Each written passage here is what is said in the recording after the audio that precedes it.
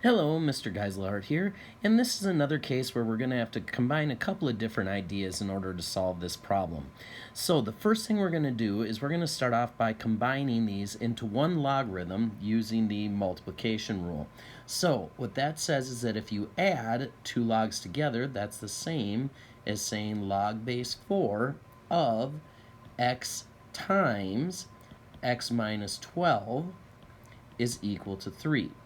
Now I'm going to use my exponents, or when you raise a log to an exponent, in order to cancel out the logs. So I'm going to take 4 raised to the log base 4 of x minus 12 is equal to 4 to the third.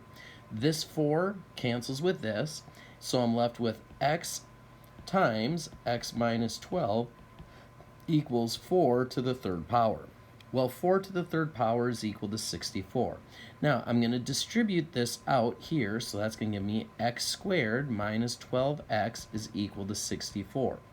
Next, I'm going to subtract 64 from both sides because this is a quadratic, and I get x squared minus 12x minus 64 is equal to 0. Now, to solve a quadratic, you can either use the quadratic formula or you can factor. I'm going to factor. On top I'll have negative 64x squared, on bottom negative 12x, and then that's going to be a negative 16x and a positive 4x. So when this factors, it'll factor into x minus 16 times x plus 4 is equal to 0. So to solve, I do x minus 16 equals 0 and x plus 4 equals 0.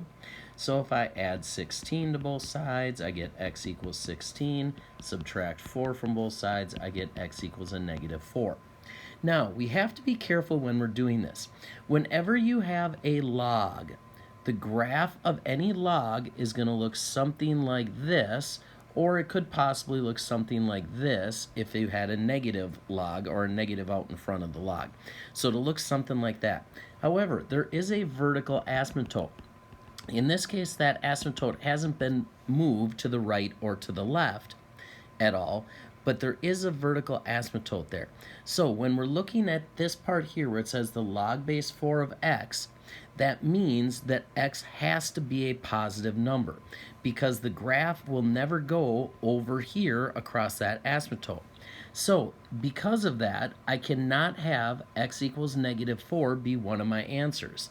I have to get rid of that answer, so my only answer, I'm just going to have one, will be x equals 16.